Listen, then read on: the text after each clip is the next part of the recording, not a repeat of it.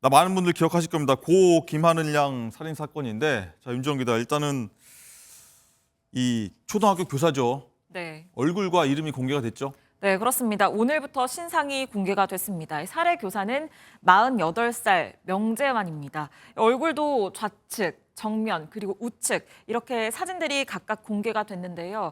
이 목 부분에 자해 흔적이 뚜렷했는데 그 부분 저희가 지금 모자이크를 한 상황입니다.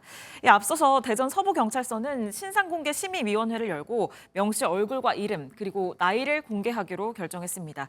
심의위는 범행의 잔혹성과 피해 중대성 등을 종합적으로 고려했을 때 명 씨의 신상을 공개하는 게 공공의 이익에 부합한다고 판단했다고 밝혔습니다. 통상적으로 신상 공개 결정 이후에 유예 기간이 닷새 이상 걸리는 경우가 많은데 네. 명 씨가 신상 공개 결정에 이의가 없다는 뜻을 밝히면서 명 씨의 신상은 오늘부터 30일 동안 대전경찰청 누리집에 공개가 되게 됩니다. 네, 이경민 변호사님, 굉장히 국민적 분노를 샀던 사건인데 신상 공개가 됐습니다. 48살 명재환. 한 달 가까이 사건이 지났는데 신상 공개 검토를 한다 만다 많이 끌었던 것 같은데 시간이 굉장히 오래 걸렸습니다. 네, 맞습니다. 이 사건 같은 경우에는 어쨌든 현행범은 맞았는데 근데 이 피의자가 당시에 자해를 하는 바람에 좀 치료가 필요했었습니다. 네. 그래서 이번 치료를 하는 과정에서 체포영장이 발부가 되고도 집행을 하기까지 사실 시간이 24일 정도 소요가 됐고요. 그래서 그 상태에서 어쨌든 이제 대면 조사를 하려고 했는데 그동안에 이제 그 피의자의 상태를 고려해가지고 좀 시간을 기다려준 거다라고 보시면 될 것 같고, 그리고 나서 이제 체포영장도 집행을 하고 그다음에 이제 신상정보 공개심의위원회를 통해 가지고 대면 조사 이후에 공개를 했다, 이렇게 이제 생각을 하시면 될 것 같습니다. 네. 구속도 굉장히 좀 늦게 결정된 걸로 좀 보여지는데 사건이 굉장히 오래 걸렸고요. 이유가 뭡니까? 아무래도 이제 이 사건 같은 경우에는 이제 구속을 하려고 하더라도 일단은 대면 조사가 일차적으로 조금 필요하긴 했습니다. 네. 대면 조사를 해야만 했던 이유가 그 범행 수법이라든지 아니면 그 이후에 지금 이런 동기라든지 이런 부분들에 대해서 이제 계속해서 이제 조사는 해왔지만 그게 실제적으로 조사에는 남기기까지는 또 시간이 좀 걸렸던 상황이거든요. 그래서 그런 것까지 절차를 고려를 했을 때 대면 조사가 이루어지고 나서 구속영장까지 이제 신청이 된 것이고, 그리고 이후에 영장실질심사 과정에서는 피의자가 출석을 하지 않았습니다. 그러고 나서 이제 영장이 발부가 됐는데 네. 앞으로의 수사 절차에 있어서는 조금 속도감 있게 그렇게 진행이 될 것으로 예상이 네. 됩니다. 어쨌든 48살의 명재환, 도대체 왜 이런 짓을 벌였는지 도무지 이해가 안 되는 상황인데, 윤정 기자, 일단은 경찰 조사에서 보면은 자신의 범행을 좀 인정했다고 하죠. 이 명재환이요, 48살. 어떤 짓을 나왔습니까? 네, 경찰은 지난 7일 명 씨에 대해서 체포영장을 집행을 하고 그리고 조사에 들어갔는데요. 7시간가량 진행된 조사에서 명 씨는 김하늘 양에게 흉기를 휘둘러서 숨지게 한 사실을 인정했습니다. 이 경찰은 명 씨가 범행 당일 학교를 몰래 빠져나가서 흉기를 미리 산 뒤 교실에서 마지막에 나오는 학생을 노렸다는 진술을 확보를 했는데요. 다만 명 씨는 경찰 조사에서는 범행 자체는 인정을 하면서도 계획범죄는 아니었다, 이렇게 계획범죄에는 부인을 한 것으로 전해집니다. 네. 일단 그리고 경찰이 사건 발생 후에 휴대전화하고 PC 포렌식 했지 않습니까? 네. 거기서 나온 내용들이 좀 있습니까? 네, 그렇습니다. 경찰은 사건 발생 직후에 명 씨의 주거지와 차량 그리고 학교 등에 대해서 압수수색을 벌여서요. 명 씨 휴대전화와 PC 등에 대해서 포렌식을 실시를 했는데요. 그 결과 명 씨가 범행 당일에 범행 도구와 그리고 과거 살인 사건 기사를 검색한 것으로 조사가 됐습니다. 네. 그리고 저희가 계속 CCTV 영상을 보여드린 것처럼 저렇게 점심때 이 범행 도구를 직접 구매를 했고요. 이 경찰은 이를 토대로 이 계획범죄 가능성에 무게를 두고 범행을 계획한 시점과 동기 등을 파악한 것으로 알려졌는데요. 또 조사에서 범죄 심리 분석가가 투입이 되기도 했다고 합니다. 네. 이 경찰은 오늘 오전 9시쯤 이 명 씨에 대한 사건을 검찰로 넘겼습니다. 네, 이 정도면 계획 범죄가 아닐까 싶은데 많은 분들 그렇게 좀 판단하고 계시는 걸 좀 보고 있고요. 변호사님, 일단 유가족 측이 강력하게 좀 처벌을 좀 요구하고 있는데 어떤 처벌이 나오리라 보십니까? 일단은 정말로 이제 발생을 하면 안 되는 그런 사건이 발생을 했고, 네. 무엇보다 학교라는 게 학생들이 어떻게 보면 가장 이제 안전한 울타리라고 볼 수가 있거든요. 그렇죠. 근데 그런 공간에서 지금, 그리고 이제 선생님이 어떻게 보면 학생한테 끼치는 영향을 고려하게 되면 사실 믿고 따를 수밖에 없는 존재지 않습니까? 그럼에도 불구하고 이런 가해 행위를 한 부분에 있어서 사실 동기라고 이런 부분을 좀 명칭하는 것도 그렇지만 동기가 과연 이게 납득이 될 수 있는지 의문이고요. 그리고 그때 당시에 이제 이번 이후에 이제 진술하는 내용을 봤을 때는 당시 본인이 말을 하기로는 어떤 학생이든 그때 당시에 이제 이런 범행을 계획을 하고 있었다, 이 범행을 어쨌든 의도를 하고 있었다라고까지 진술을 하는 것을 보면 제가 봤을 때는 계획범죄의 무게가 확실히 실릴 것 같고 그렇게 된다면은 적어도 무기징역 이상의 중형이 선고가 되지 않을까 이렇게 좀 조심스럽게 생각하고 그렇군요. 있습니다. 자, 일각에서 보면요. 건강상 이유, 뭐 아까 좀 자해했던 목 부위에 그런 모습도 보이고요. 이런 부분 때문에 좀 감염 가능성도 얘기가 좀 나오는 것 같은데 그 가능성이 있습니까? 보통 이런 경우에 이제 건강상의 이유로서 감형 주장을 하게 되는데 그러면 본인이 그동안 진료받았던 기록들을 좀 재판부에 제출을 하게 됩니다. 네. 그럼 재판부에서는 그 진료 기록과 함께 나머지로 이제 보는 것이 그때 당시 범행 당시의 그런 사정들. 그러니까 이 사건 같은 경우에는 이제 포렌식을 해봤을 때 범행 전에 어쨌든 도구를 구입을 하려는 그런 이제 모습도 있었고 검색을 하기도 했고 그리고 이전에 이 살인 사건에 대한 검색 기사도 이제 검색을 했다라는 거 보면 네. 어느 정도 이런 것들을 이제 구체적으로 본인이 이제 계획을 했다라고 볼 수밖에 없거든요. 그런 사정들을 비춰본다면 본인이 건강상의 이유를 주장을 한다 하더라도 그 주장보다는 이 계획 범죄에 오히려 무게성이 더 실려가지고 아마 조금 더 중형이 선고될 그런 가능성이 높지 않을까 이렇게 판단되고 알겠습니다. 있습니다. 많은 국민이 이 사건 지켜볼 것 같으니까 어떤 처벌 나올지 한번 지켜보도록 하겠고요. 경찰들 사이로 휠체어를 탄 여성이 모습을 드러냅니다. 고 김하늘 양을 무참히 살해한 40대 가해 여교사입니다. 경찰 조사를 받고 유치장이 있는 다른 경찰서로 이동하는 모습입니다.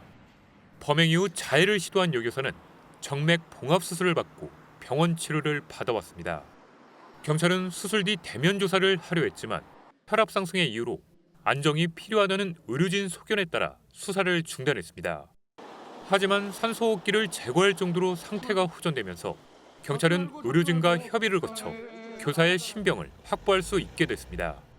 사건 발생 25일 만에 체포영장이 집행되고 첫 대면 조사에 들어갈 수 있게 된 겁니다. 경찰은 이미 압수수색과 참고인 조사까지 마친 상태여서 본인에게 사실 확인만 남겨놓은 상태였습니다. 교사는 대면 조사에서 담담하게 답변을 하며 범행을 시인한 것으로 알려졌습니다. 여교사의 신상공개위원회 개최 여부도 곧 결정될 전망입니다. 경찰은 조사를 마무리하는 대로 이르면 오늘 밤 가해 여교사에 대한 구속영장을 신청할 계획입니다. 대전의 한 초등학교에서 8살 김하늘 양을 살해한 40대 교사가 병원으로 옮겨진 뒤에 치료를 받는 과정에서 큰 소리로 웃었다라는 소식이 전해져서 지금 깜짝 놀라게 하고 있습니다. 사람입니까? 사람이에요, 진짜? 그러게나 말입니다. 지난 10일 오후 5시 50분경입니다. 그때 가해 교사는 해당 학교의 시청각실에서 자해를 한 채 발견이 됐죠. 그리고 1시간 후에 병원 응급실로 옮겨집니다. 네. 출혈이 심한 상태였습니다. 그래서 지혈 등 응급치료를 하면서 손상된 혈관을 확인하는 그런 검사를 받던 중이었는데요. 위급한 상황이었습니다. 목과 손목 등에서 출혈이 상당했거든요. 그런데 고통을 호소하기보다 큰 소리로 웃는 모습을 의료진들이 확인을 하고 굉장히 당황했다라는 이야기가 전해지고 있습니다. 치료를 하던 의료진이 그 웃은 이유를 어떻든 간에 허준 변호사님 황당함을 넘어 경악스러웠을 거예요, 진짜. 상당히 기괴한 장면이라는 생각이 듭니다. 일단 목에 흉기로 다쳐서 온 사람이 치료를 받는 중에 웃는다는 것도 사실 일반적인 경우에도 상정하기 어려운데 그렇죠. 이 사람은 지금 엄청나고 끔찍한 범행을 저지른 지 불과 1시간 만에 본인이 이렇게 다친 상태에서 병원에 옮겨져서 치료를 받는데 그냥 웃은 것도 아니고 크게 소리를 내서 웃었다는 거 아니에요. 그런데 의료진들이 처음에는 단순히 흉기에 찔린 환자로만 알고 있었고 이 사람에 대한 어떤 앞뒤 전후 사정에 대해서 몰랐다고 합니다. 그런데 뒤늦게 초등학교 1학년 학생을 살해한 뒤 자해를 하고 그래서 치료를 받으러 와서 웃었다는 사실을 알고 제가 의료진이었다라고 하면 정말 소름 끼친다는 느낌을 받지 않았을까 하는 생각이 들어요. 뒤늦게 알고 크게 당황했다라고 하는데 이후에 가해 교사 치료와 관련해서 내부적으로 병원 내부에서도 함구령을 내렸다고 하고 진료 기록도 담당 의사와 간호사만 볼 수 있도록 조치를 했다라고 합니다. 사람을 죽이고도 그것도 8살이었습니다. 인생의 꽃을 채 피워보지 못한 8살 아이를 무참히 살해하고도 웃음이 나왔다는 거 이게 사람입니까? 사람이에요 진짜? 사람이라고 볼 수 없죠. 이런 행동을 한 사람을 어떻게 사람이라고 인정할 수 있겠습니까? 도저히 납득이 안 되는 상황이고요. 네. 지금 현재 이 사람 치료받고 있는데 전문가들은 뭐라고 얘기하고 있냐면 이 사람이 지금 우울증 때문에 뭐 잠깐 쉬었다가 휴직했다 다시 학교에 돌아왔다 이런 일을 반복했다고 하잖아요. 네. 그런데 이번 사건과 우울증과 직접적인 연관이 없을 가능성이 더 높다. 이렇게 분석을 하고 그래요? 있습니다. 네. 왜냐하면 네. 끔찍한 범행을 저지르고도 웃음을 웃었다고 하니 이는 반사회적 인격 장애가 아닌가 이렇게 지금 분석을 하고 있는 상황입니다. 몇 가지 사례를 말씀을 드려보면 네. 지금 순천 여고생 살인 사건 기억나시죠? 아, 네. 그때 살인을 저질렀던 범인 박대성 역시 네. 여고생을 살해한 이후에 웃으며 뛰어다녔다는 것이 알려진 사실입니다. 맞아요. 뿐만 아니라 네. 2023년 7월에 신림역 인근에서 흉기 난동을 했던 조선이라는 인간도 이와 유사한 태도를 그래요? 보였고요. 그랬습니다. 그리고 서현역 인근에서 흉기 난동을 벌였던 최원종도 기억나시죠? 네. 최원종 역시 비슷한 증상을 나타냈다고 합니다. 전문가들은 이를 가리켜 살인 후 각성이라고 지적을 하고 있는데 전문가들의 표현을 들어보면 이렇습니다. 자신의 목적을 성공적으로 종료한 뒤에 흥분 상태가 유지되는 과정에서 잠재적 의식에 남아있는 만족감이 순간적으로 웃음으로 나타날 수 있다. 이렇게 말하는 분도 계시고 또 한 분은 이렇게 얘기했어요. 살인의 욕구가 올라간 상태에서 그것을 실행하고 그 만족감으로 자기도 모르게 미소라든가 아니면 흥분된 상태가 유지되는 것을 우리는 살인 후 각성이라고 부른다. 이렇게 분석하고 있습니다. 세상에 지금 설명을 들으면서도요. 시청자분들도 똑같은 심정이셨을 거예요. 들으면서 소름이 온몸에 쫙 끼쳐요. 관련해서요. 범죄 심리 전문가분의 얘기 들어보시고 이어가 보도록 하겠습니다.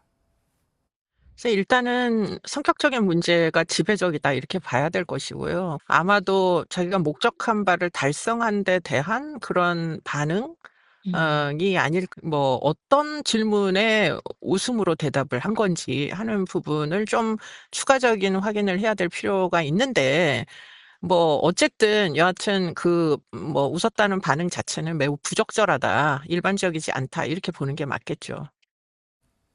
전문가들도 우울증 자체가 범죄 동기가 될 수 없다는데 지금 대부분 이 의견을 같이 하고 있어요. 그런데 이 범죄가요, 김요성 기자님이 계획범죄 정황도 속속 드러나고 있다면서요. 네, 그렇습니다. 이 해당 교사는요, 범행 전 그리고 범행 당일에 수시로 검색을 한 것이 있습니다. 바로 범행 도구 그리고 과거의 살인 사건 기사 등을 검색했던 것으로 경찰 조사 결과 드러나고 있는데요. 세상에. 때문에 경찰은 범행 준비 과정 그리고 통화 내역 등을 확보를 하고 계획 범행에 무게를 두고 수사 중입니다. 그리고 병원 진료 기록이라든가 가족, 직장 동료, 친구 등을 통해서 범행 동기에 영향을 미칠 수 있던 것이 무엇인지 좀 광범위하게 열어두고 그렇게 규명을 할 계획입니다. 들을수록 경악스럽습니다. 관련해서도 얘기 들어보시고 이어가 보도록 하겠습니다. 아니, 계획범죄라고 볼 수밖에 없어 보이고요. 이제 포렌식 증거들, 검색 기록 이런 것들 나오는 거 보면 그렇게 생각을 한 지가 꽤 기간이 있었을 거다. 시간대와 장소를 정해놓은 것 같아요. 시간이 아이들이 하교하고 난 다음에 이제 무리해서 떨어져 나온 아이를 목표물로 삼아야겠다. 그리고는 장소는 방음장치가 된 장소인 시청각실을 선택을 해야 되겠다. 이런 것들 다 염두에 뒀다. 이렇게 보는 게 맞겠죠. 허준 변호사님, 계획 살인인지 아니면 우발적 살인인지 이 여부가 왜 중요한 겁니까? 처벌 수위가 완전히 달라질 수 있기 때문입니다. 계획적인 범행은 대표적인 가중 양형 인자 중에 하나이거든요. 네. 지금 이런 범행 같은 경우에는 피해자를 무작위로 고른, 그러니까 이유 없는 살인이기 때문에 동기 자체가 비난 동기 살인이어서 일반적인 보통 동기 살인보다 처벌 수위가 높게 결정이 되는데 만약에 계획적으로 범행을 했다라고 하면 기본 형량이 15년 이상부터 시작을 하는데 계획적으로 범행을 한 경우에는 18년 이상에서 무기징역 이상까지도 선고가 될 수 있습니다. 특히 이 사건 같은 경우에는 무기징역형이 선고될 가능성이 상당히 높아 보이는 여러 가지 양형 인자들을 갖고 있다는 생각이 듭니다. 네. 아니 그렇다면 최재범 교수님, 예. 가해교사 그 사람 같지도 않은 그 가해교사에 대해서는 지금 수사가 어떻게 돼가고 있습니까? 잘 진척이 없습니다. 이 사람 지금 정맥 봉합 수술을 받고 중환자실에서 안정을 취하고 있는 중이거든요. 지난주에 한번 수사기관이 진술을 받으려고 시도를 했었는데 대면 조사를 시도를 했었는데 갑자기 혈압이 높아지면서 중단을 했어요. 그래서 지금 중단된 상태고요. 현재는 산소 마스크를 낀 상태에서 대화가 힘든 것으로 알려지고 있어서 건강이 회복되는 대로 체포영장을 집행할 예정이라는 게 경찰의 발표 내용입니다. 한 여성이 손에 검은 봉지를 든 채 차를 타고 사라집니다. 고 김하늘 양을 무참히 살해한 40대 가해교사입니다. 범행 3시간 전쯤 학교에서 2km 떨어진 주방용품 마트에서 흉기를 미리 구매했습니다. 당시 해당 교사는 마트 직원에게 잘 드는 칼이 있냐고 물어본 것으로 알려졌습니다. 태연하게 범행을 준비한 교사가 인터넷에서 범행 도구를 물색하고 과거 살인사건 기사까지 검색했던 것으로 드러났습니다. 압수수색을 통해 확보한 컴퓨터와 휴대전화를 포렌식한 결과 범행과 연관성이 높은 검색 기록이 확인된 겁니다. 포렌식은 현재 계속 진행 중이어서 시작 시점은 언제라고 좀 단정을 못하는 거거든요. 횟수에 대해서는 한 번 이상이다. 경찰은 현재까지 확인된 포렌식 분석 결과와 가해 교사가 범행 도구를 구매한 점 등을 종합해 계획 범행일 가능성에 무게를 두고 있습니다. 가해 교사에 대한 대면 조사는 아직 이루어지지 않았습니다. 중환자실에서 산소 마스크를 착용한 상태라 대화가 힘든 것으로 알려졌습니다. 경찰은 가해 교사의 상태가 회복되는 대로 체포영장 집행과 함께 구속영장을 신청할 예정입니다. 오른손에 검은 봉지를 든 여성이 차를 향해 걸어갑니다. 봉지 안에 든 건 김하늘 양을 살해한 교사가 범행 때 사용한 흉기입니다. 가해 교사는 주방용품점에서 잘 드는 칼이 있느냐라고 가게 점원에게 물은 걸로 조사됐습니다. 칼이 없었고 점원이 어디에 쓰려는 것인지 물어보자 가해 교사는 주방에서 사용할 용도라는 취지의 대답을 한 걸로 전해졌습니다. 김하늘 양에게 책을 주겠다며 학교 시청각실로 유인하는 것에 더해 계획된 범죄가 의심되는 정황입니다. 경찰은 자해를 가해 교사가 이곳 중환자실에 머물고 있어 아직 직접 조사를 하지 못하고 있습니다. 가해 교사가 감형을 목표로 우울증 전력 등을 내세울 수도 있는 만큼 경찰은 피의자의 휴대폰 등 확보된 증거를 통해 범행의 계획성을 입증할 것으로 보입니다.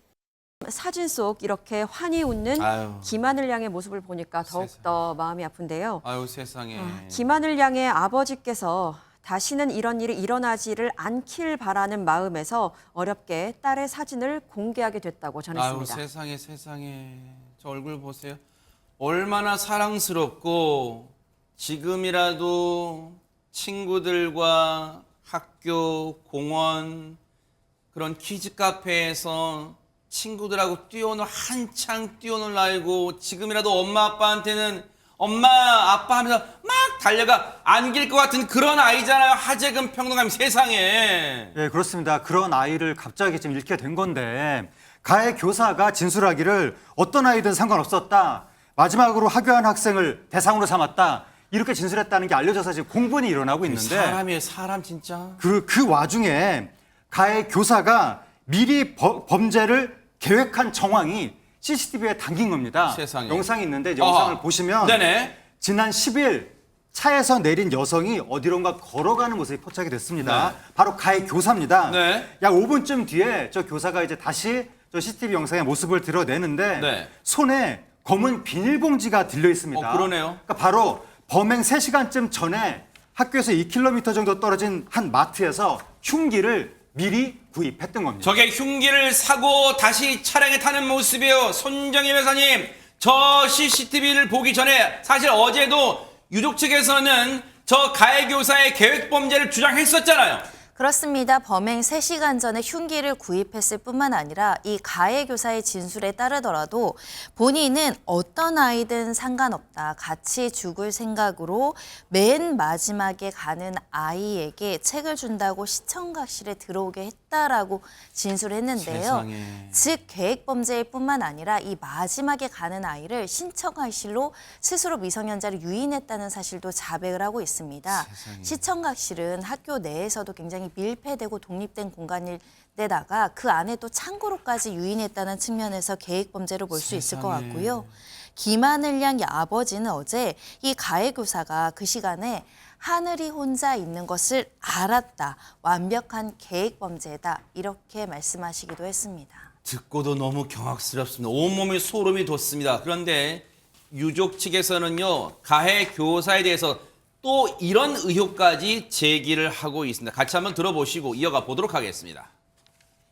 할머니는 그분한테 애기 없냐라고 물어봤고 그분이 없다라고 답변도 하신 거 보면 그때는 자해 상태가 아니었고요. 그리고 그분이 문을 잠근 거로 봐서는 그 후에 들켜서 자해한 것으로 생각됩니다. 할머니가 문을 막고 있는 상황에서 저희가 가고 있는 상황이었으니까 이제 들켰다라고 자해를 한 것으로 판단됩니다.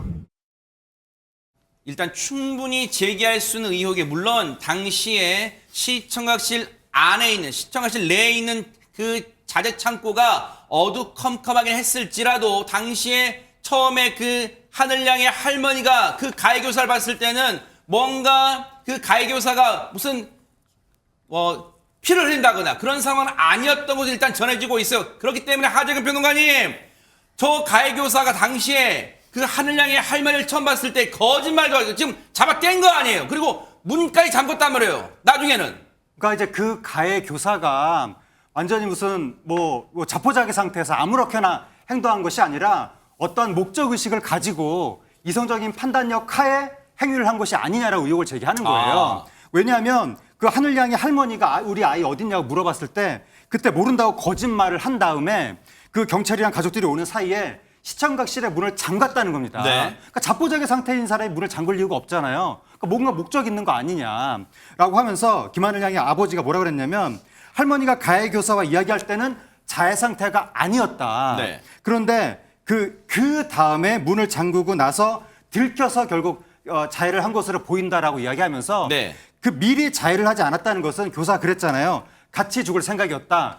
그 거짓말 아니냐. 거짓말. 그게 진짜였으면 이미 자해를 했었어야 될 것 같은데 그러네요, 네. 그때 들키고 나서야 자해를 했다는 것은 네. 처음에는 그냥 자기는 살아있고 살해만 하려고 했던 것이 아니냐. 네. 그런 의혹을 가족이 제기하는 겁니다. 그리고 어제 그 김하늘양의 아버지가 언론 인터뷰에서 여러 가지 지금 이 휴대전화, 하늘양의 휴대전화에 깔아둔 애플리케이션, 즉 어플을 보면 거기에는 하늘양이 굳이 가동하지 그 어플을 실행하지 않아도 부모가 실행을 하면 그 하늘양 주변에서 어떤 상황인지를 다 들을 수 있다는 거. 근데 그때 보세요.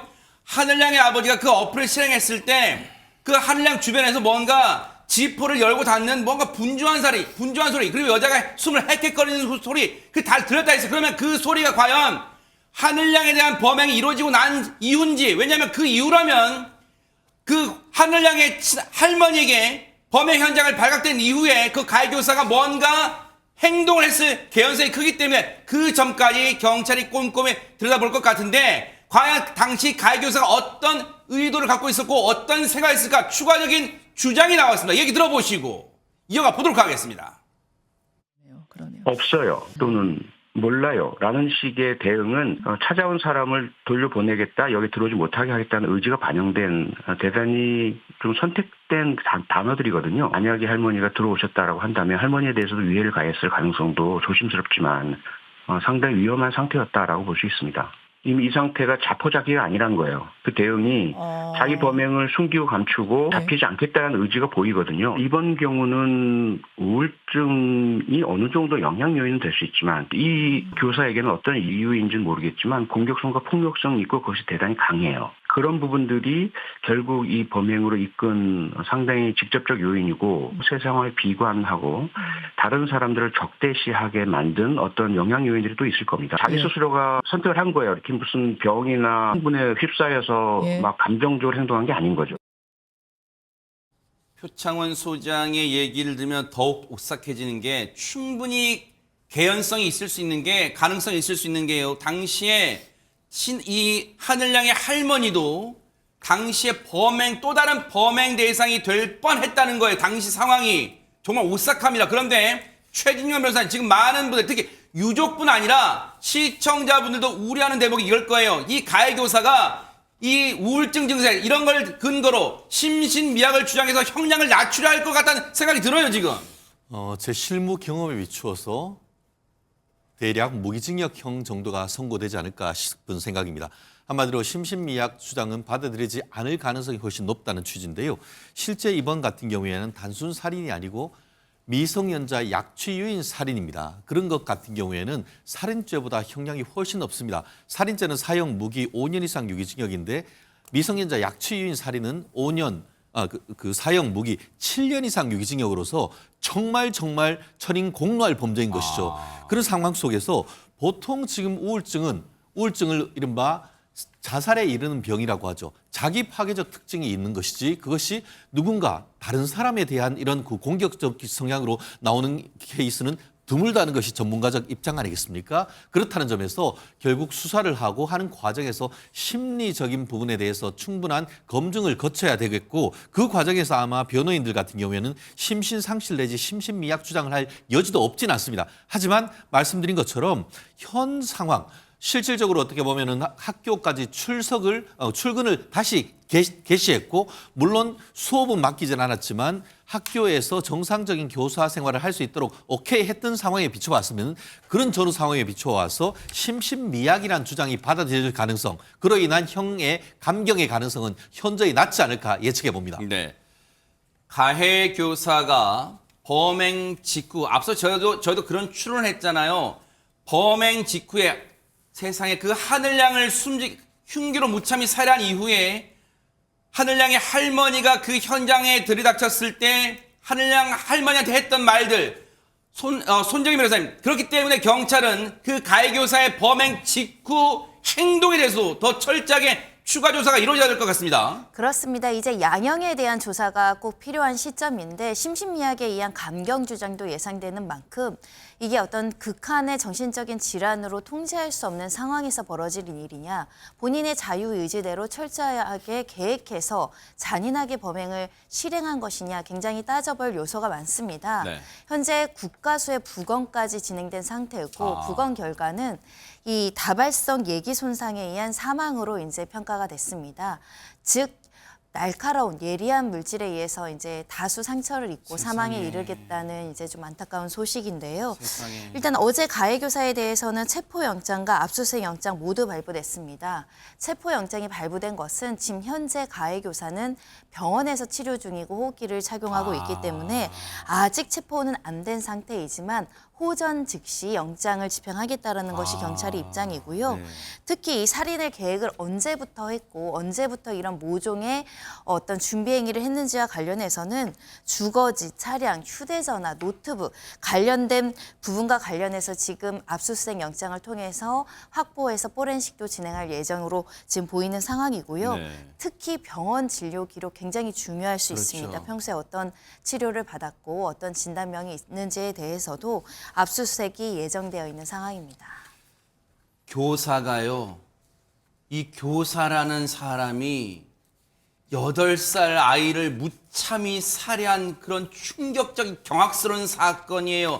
박혜원 변호사님 혹시 경찰이 이 몹쓸 인간에 대해서 신상 정보를 공개할 가능성이 있을까요? 어떻습니까? 네, 일단 경찰은 지난 11일경에 피의자에 대해서 신상 공개 여부에 대해서 검토하겠다라고 밝혔습니다. 네. 근데 신상 공개 기준 자체가 잔인하고 중대한 범죄일 것, 그리고 죄를 입증할 만한 증거가 명백할 것, 그리고 국민의 알 권리라든지 재범 방지, 범죄 예방, 오로지 공공의 이익 이런 요건들을 충실히 다 갖고 있다라고 보여지기 때문에 신상 공개 요청이 있다 그러면 받아들일 가능성이 매우 높다고 보고 있습니다. 하하, 일단은 신상 공개 뭔가 재반 상황 조건은 지금 갖춰졌다는 거 일단 물론 신중하게 판단해야겠지만 지켜볼게요. 근데 하재근 평론가님 많은 분들이 이 사건 터진 자신의 일처럼 자신의 가족 일처럼 너무 안타까워 경악스러워 지금 그런 분노하고 있어요. 그런데 이 범행을 이 사건을 사전에 막을 수 있었던 기회는 정말 없었던 거예요. 어떻습니까? 일단 그 의아한 대목들이 있는데 어떤 게 있냐면 이 가해 교사가 지난해 12월 9일 날 6개월 휴직 신청을 냈거든요. 네. 그때 내면서 진단서를 제출했는데 네. 거기에 보면 6개월간의 치료가 필요하다라고 돼 있었어요. 의사 소견이? 네. 그래서 그 6개월 이제 휴직을 한 거예요. 네. 했는데 21일 후에 네. 12월 30일에 당초보다 빨리 복직 신청을 했습니다. 아하. 그러면서 또 진단서를 제출했는데 네. 지난번에 제출했던 진단서에 똑같은 병원 똑같은 의사의 진단서인데 네. 이번에는 일상생활이 가능하다. 에? 이렇게 적혀 있었던 거예요. 뭐예요 이게? 불과 21일 전에는 6개월간의 치료가 필요하다. 21일 만에 일상생활이 가능하다. 바뀐 거예요, 진단서 내용이. 네. 지금 그러한 진단서를 제출하니까 대전시 교육청 입장에서는 전문가 의견을 신뢰할 수밖에 없었다. 그리고 복직을 받아줄 수밖에 없었다라고 해서 그때 조기 복직이 된 거고. 네. 그다음에 정말 이해가 안 가는 게 뭐냐면 뭘까요? 그렇게 복직을 한 다음에 불안정한 폭력적인 모습을 보였습니다. 뭐였죠? 이 가해 교사가 컴퓨터를 부수거나 동료 교사의 팔을 꺾는 이상한 모습을 보인 거예요. 네. 그럼 이렇게 불안정하고 폭력적인 모습을 보였으면 바로 아이들하고 분리를 시켰어야 됐을 것 같은데 네. 그 후로 며칠 동안 분리를 안 시키고 계속 학교에서 아이들이랑 같이 둔 거예요. 그래서 뒤늦게 장학사가 나와서 분리 결정을 내렸거든요. 근데 그 분리 결정을 내리고도 바로 집행을 하지 않은 겁니다. 결정 이후에도 계속 방치하고 있다가 바로 분리 결정 당일날 이 사건이 터진 거예요. 네. 그러니까 진짜 그 분리 결정 내렸을 때 바로 집행만 했더라도 그 아이 하늘이는 살았을 거 아니냐 그런 얘기가 나오고 있는 겁니다. 최진영 변호사님, 이 사건은 우리 사회 총체적 난국이라 해야 할 거예요. 총체적인 뭔가 결함들이 다 지금 합쳐졌어요. 일단 해당 의사 물론 그 당시에는 자신의 종합적으로 판단해서 21일 만에 처음에는 6개월 휴직이 필요하다 해놓고 6개월간의 치료가 필요하다 해놓고 21일 만에는 다시 일상생활이 가능하다 했어요. 자, 이것도 이제 차제에 꼼꼼히 들여다봐야겠지만 이런 시스템도 그리고 학교에서는 분리조치하지 않고 방치하다가 결국 이 사단을 났어요. 어떻게 됩니까 이거? 그렇습니다. 저도 참 답답한데요. 학교는 그 어떤 조직보다도 안전이 보장돼야 되는 것 아니겠습니까? 아이들 초등학교 1학년이 자기 스스로 방어하는 것조차도 어려운 것이고 네. 거기다가 선생님이 책을 주겠다라고 하니까 갔던 그 상황 정말 그 아이의 심정을 생각하면 저도 가슴이 미어지는 것 같은데요. 말씀하신 것처럼 저는 그 의사 선생님들이 이와 같은 그 정신적 질환과 관련해서 너무 쉽게 이와 같은 일상생활이 가능하다는 진단을 한 것이 아닌가 하는 그런 좀 아쉬움을 좀 금하지 않을 수 없습니다. 물론 일상생활은 가능합니다. 그렇지만 교사란 것은 단순한 일상생활만 가능한 것이 아니고 아이들을 가르치고 고도의 전문적인 어떤 전문성을 가지고 아이들을 돌보고 가르칠 수가 있을 정도가 돼야 되는데 저와 같은 일상생활이 가능하다는 것으로 해서 복귀한 것이 맞았는지 더불어서 네. 교감 선생님 같은 경우에 그 학생들을 직접 가르치는 것은 안 됩니다라고 했을 정도라고 한다고 하면은 과연 일상생활을 넘어서 교직을 할 수 있을 정도의 어떤 역량을 갖추었는지 이런 부분까지도 확인을 해야 되는데 네. 만연히 의사 선생님의 진단서가 있었다는 이유로 해서 6개월 정도 처음에는 가료가 필요하다고 했다가 20일 만에 들어왔다. 오히려 그런 부분에 대해서 그러니까 학교에서 분리하지 아니한 부분에 대해서도 저도 문제를 제기하고 싶습니다만 학교로서는 여기 있는데요 하는데 그걸 막지는 못하는 건 아니겠습니까? 그렇기 때문에 어떤 그 조직에 있어서 휴직하고 복직하는 과정에서의 네. 정신적인 어떤 문제는 조금 더 근본적인 어떤 그 진단서 완치됐다는 진단서가 있을 때 복직할 수 있도록 한다는 그런 나름대로의 제도적 보장이 있어야 되는 것이 아닌가 그런 생각을 하지 않을 수 없는 상황인 것 같습니다. 대전 서구의 한 초등학교. 어제 오후 5시 반쯤 이 학교 건물 2층 시청각실에서 1학년 학생과 40대 교사가 흉기에 찔린 채 발견됐습니다. 의식을 잃은 채 구급차를 타고 병원으로 옮겨진 여아는 끝내 숨졌고 목과 팔을 다친 교사는 병원에서 수술을 받았지만 생명에는 지장이 없는 것으로 파악됐습니다. 흉기를 휘두른 뒤에 자해를 시도한 것으로 전해진 해당 교사는 경찰 조사에서 자신의 범행을 시인했습니다. 선생님이 그 40대 교사가 자기가 했다고 얘기는 했고요. 본인이 얘기한 건 팩트인데 명확한 자백 외에 다른 증거는 없어서 그 부분은 저희가 계속 수사 중이고요. 건강 문제로 휴직했다 지난해 12월 복직한 교사는 숨진 학생의 담임을 맡거나 가르친 적은 없던 것으로 알려졌습니다. 학원에 아이가 오지 않았다는 연락을 받은 부모와 학교 측이 경찰에 신고했고 아이는 가해 교사와 함께 교내에서 발견됐습니다. 경찰은 이르면 오늘 숨진 아동의 부검에 나서는 동시에 CCTV와 증거를 분석할 방침입니다. 또 교사를 상대로 정확한 범행 동기와 경위에 대한 조사도 이어갈 계획입니다.